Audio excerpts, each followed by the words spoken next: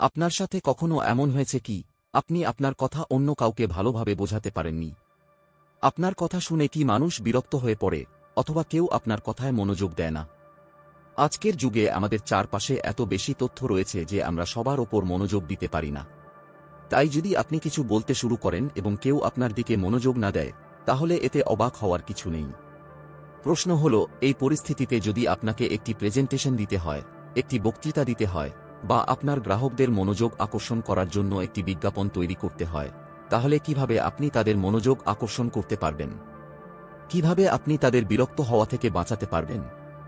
এই বই আমাদের সেই প্রশ্নের উত্তর দেয়।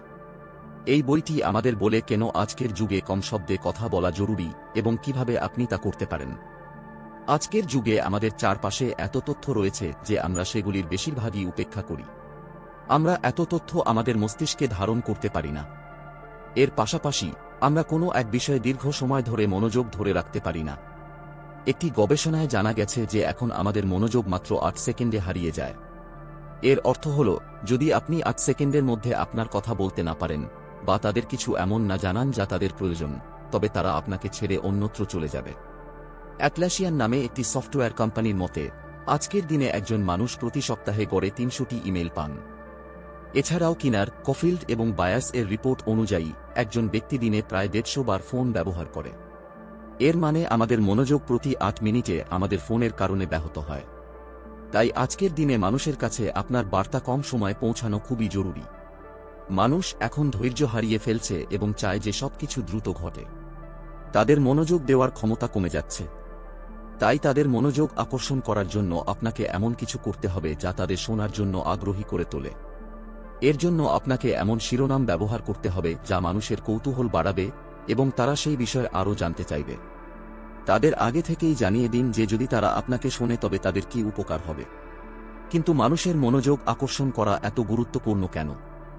ব্যবসায়, যদি আপনি আপনার বিনিয়োগকারীদের মনোযোগ আকর্ষণ করে তাদের কম সময়ে বোঝাতে না পারেন যে কেন তাদের আপনার কোম্পানিতে বিনিয়োগ করা উচিত, নয়তো তারা আপনার সাথে ব্যবসা করতে চাইবে না।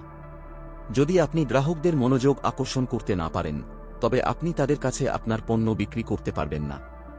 সফল ব্যক্তিরা একেবারেই পছন্দ করেন না যে কেউ তাদের সময় নষ্ট করুক।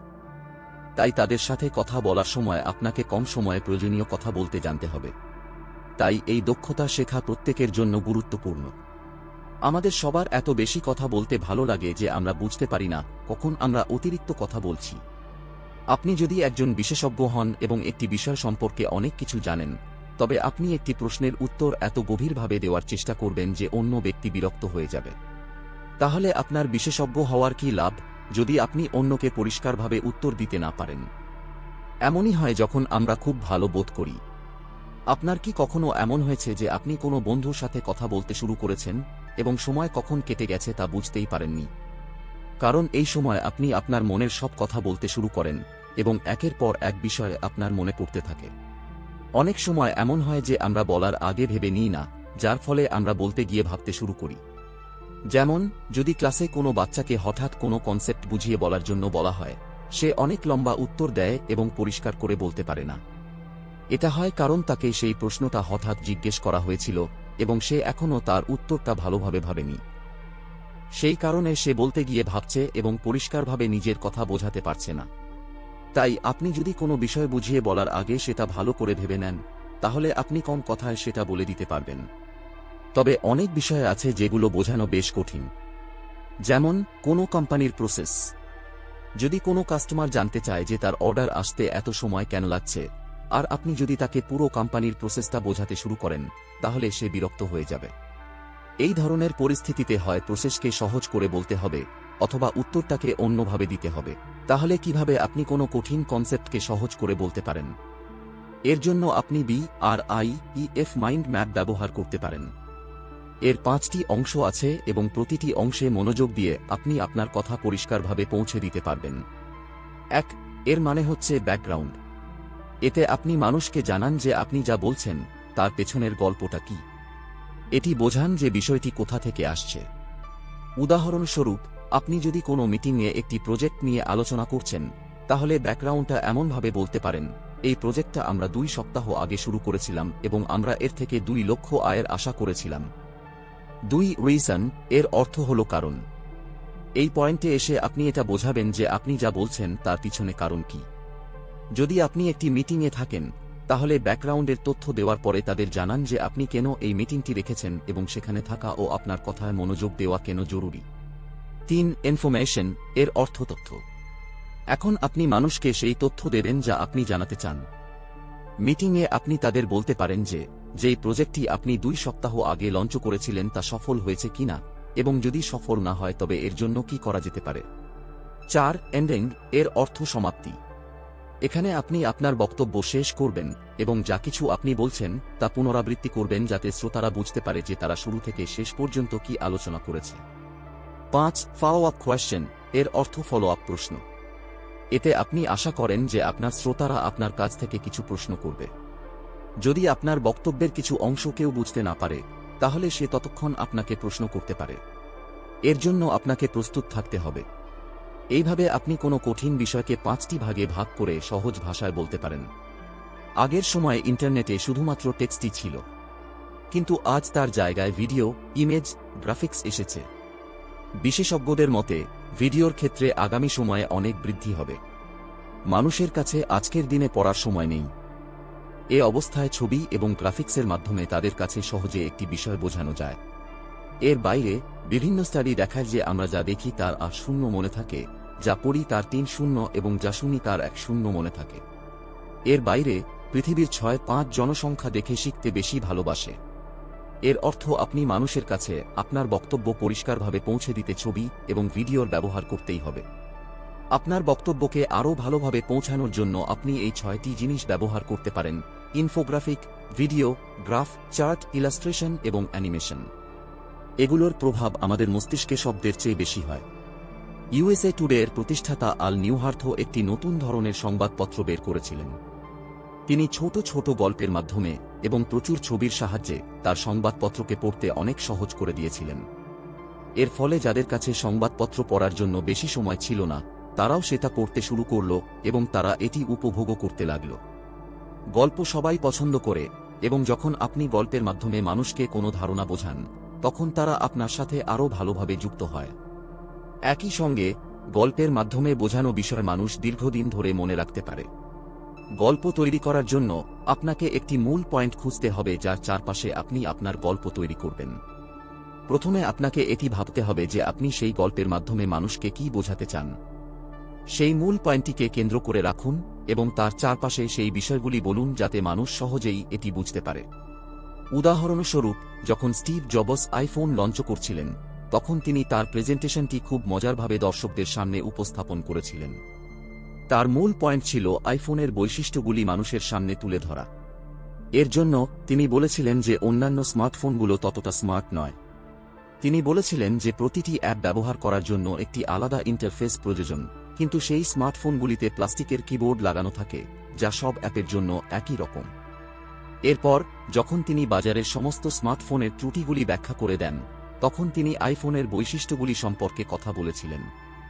তিনি বলেছিলেন যে কিভাবে টাচ স্ক্রিন থাকার কারণে এটি ব্যবহার করা সহজ হবে।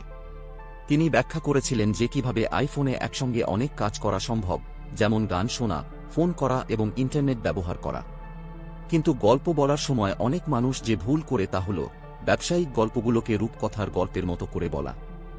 আপনার গল্পকে পুরনো রূপকথার গল্প বা কুসংস্কারের মতো করে বলবেন না।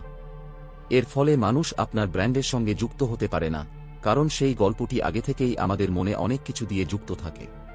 যখন সেই গল্পটি মনে আসে, তখন তার সঙ্গে অনেক জিনিস মনে পড়ে যা আপনার বক্তব্যকে সেই গল্পের মধ্যে কোথাও চাপা দিয়ে দেয়।